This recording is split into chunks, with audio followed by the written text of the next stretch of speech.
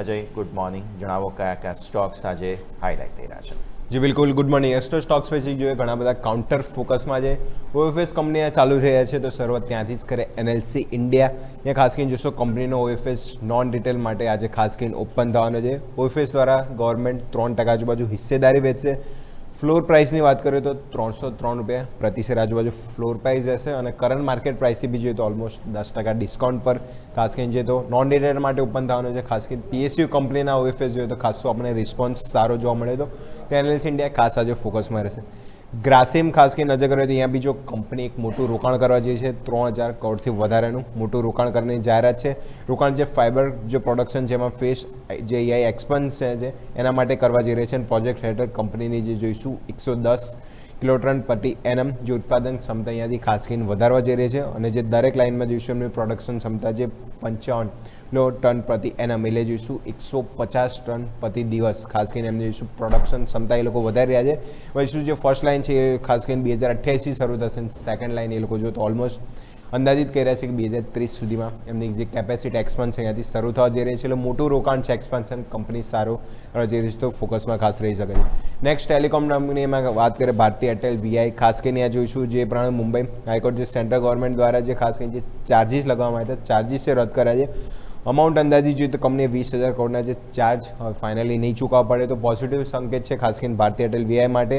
અને કોર્ટે બી કહ્યું સાથે જે સરકાર લાયસન્સ અને ફાઇનાન્શિયલ ટર્મ ખાસ કરીને જોઈએ તો એ હવે ખાસ કરીને ત્યાંથી બદલવો નહીં પડે અને એટલા જ વર્ષો પછી ટેલિકોમ લાયસન્સ અને જે શરતો છે એ બદલવી હવે કાયદેસર નથી અને જે ખાસ કરીને જે ચાર્જિસ હતા એ બી રદ કર્યા છે.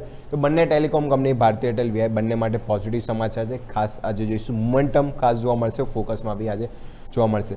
એચસીએલ ટેક અહીંયા જોઈશું એઆઈ રિલેટેડ સમાચાર છે. કંપની યુએસમાં જે એઆઈ ઇનોવેશન ઝોન માટે ગૂગલ ક્લાઉડ સાથે કરાર કર્યા છે. એથી જે ગ્લોબલ એન્ટરપ્રાઇઝ અને એઆઈ એપ્લિકેશનનો સ્કેલ કરવા માટે ખાસ કરીને મોટા કરાર કરવામાં આવે છે. એઆઈ ક્લાઉડ ટેકનોલોજીમાં ખાસ કરીને એક્સપાન્શન કરવા માટે ગૂગલ ક્લાઉડ જોડે એચસીએલ ટેક ખાસ કરીને કરાર કર્યા છે. નેક્સ્ટ ઓવર વાત કરીએ તો એસએમએલ મહિન્દ્રા કંપનીના નંબર્સ ખાસ કરીને જોઈએ તો ટોટલ સેલ્સ ઓલમોસ્ટ 11.6% આજુબાજુ વધ્યું છે, 1678 યુનિટ. અને એક્સપોર્ટ નજર કરીએ તો એક્સપોર્ટમાં બી જો સારો ગ્રોથ છે, ઓલમોસ્ટ 122.5% આજુ એક્સપોર્ટ એટલે એક્સપોર્ટ ઓલમોસ્ટ જો તો ડબલ ખાસ અહીંયા જોવા મળી છે. ખાસ કરીને નંબર્સ ઉપર રિએક્શન જોવા મળી શકે છે. જેએસડબલ્યુ એનર્જી અહીંયા ખાસ કરીને જોઈશું ગુજરાતના જે હેલોલમાં જોઈશું વિન્ડ પ્લાન્ટ જે મેન્યુફેક્ચરિંગ પ્લાન્ટ ખાસ કરીને કમિશનિંગ કર્યો છે. જેમાં છે જે વિન્ડ એનર્જી વેલ્યુ જે ખાસ કરીને જોઈશું જે ચેન જે વર્ટિકલી જે ખાસ કરીને છે એના એક્સપેન્શન માટે ખાસ કરીને જોઈશું જે નવો પ્રોજેક્ટ છે એ ઓર્ડર કર્યો છે અને જેમાં સપ્લાય ચેન રિસ્ક હવે ઓછું થશે અને જે કુલ કંપનીનો જે વિન્ડ એનર્જી બિઝનેસ છે અહીંયાથી જોઈશું વધુ મજબૂત અને ગ્રોથ અહીંયાથી જોવા મળી શકે છે. તો ખાસ કરીને એ બી ફોકસમાં રહેશે. આરવીએનએલ રેલવેથી ખબર છે ખાસી પીટાઈ છે પણ ઓર્ડર રિલેટેડ સમાચાર ખાસ કરીને જોવા મળતા હોય છે. તો સાઉથ ઇસ્ટર્ન રેલવે તરફથી ખાસ કરીને કંપનીને ઓર્ડર મળ્યા છે. ઓર્ડર ઇપીસીમાં જોઈશું તો એન્જિનિયરિંગ, પ્રોક્યોરમેન્ટ અને કન્સ્ટ્રક્શન માટે ખાસ કરીને ઓર્ડર છે. અને પ્રોજેક્ટ કંપની જે ઇન્ફ્રાસ્ટ્રક્ચરને મજબૂત કરવા માટે અને સાઉથ રેલવે ઇસ્ટર્ન તરફથી અહીંયા જે ઓર્ડર મળ્યો છે ઓર્ડર સ્પેસિફિક સમાચાર ફોકસમાં રહી શકે છે. નેક્સ્ટ ઓર્ડર વાત કરીએ તો ઝેપ્ટો ખાસ કરીને જે સમાચાર જે ક્વિક કોમર્સ કંપની આપણે જોઈશું ખાસો આપણને જે એના લીધે ઝેપ્ટોના આઈપીઓને લીધે ખાસી પીટાઈ જોવા મળી હતી. તો જે ઓલમોસ્ટ જોઈશું એટર્નલ અને સ્વિગી જે ઝેપ્ટો ખાસ કરીને ડીએચઆરપી જે ફાઇલ થઈ ગયું છે અને ઓલમોસ્ટ અંદાજિત વેલ્યુ વાત કરીએ તો $1 બિલિયન આજુબાજુ. એનાથી જો જે ક્વિક કોમર્સ કંપનીમાં ખાસ કરીને જોઈશું તો સ્વિગી અને એટર્નલને તો પાછળ છોડી દીધા છે. ઝેપ્ટો ક્યાંને ક્યાં જોઈશું જે આઈપીઓના લીધે આ બંને સ્ટોકમાં હેવી કરેક્શન ખાસ કરીને સ્વિગીમાં જોવા મળ્યું હતું. તો આ બધા બી ક્વિક કોમર્સ રિલેટેડ સ્ટોક ફોકસમાં રહી શકે છે.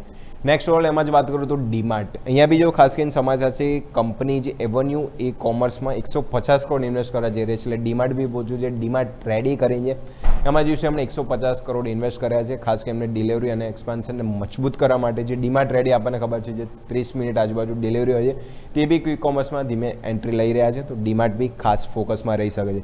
નેક્સ્ટ ઓવરઓલ વાત કરીએ તો બ્લુસ્ટોન જ્વેલરી અહીંયા જોઈશું બ્લોકડેલ ખાસ કરીને જોઈશું તો કંપની 3 થી 4% આજુબાજુ હિસ્સોમાં બ્લોકડેલ સંભવ છે અને એમાં જોઈશું 4 મેઇન ફર્મ ખાસ કરીને વેચી રહ્યા છે. 361 વેલ્થ, કર્લ ઇન્ડિયા અને આઈવીપી વેન્ચર ખાસ કરીને જોઈશું અહીંયા હિસ્સો વેચી રહ્યા છે. તો ખાસ કરીને જોઈશું પ્રમોટર અને જે મ્યુચ્યુઅલ ફંડ એન્ટિટી જે હિસ્સો વેચી રહ્યા છે નેગેટિવ સમાચાર છે ફોકસમાં રહી શકે છે.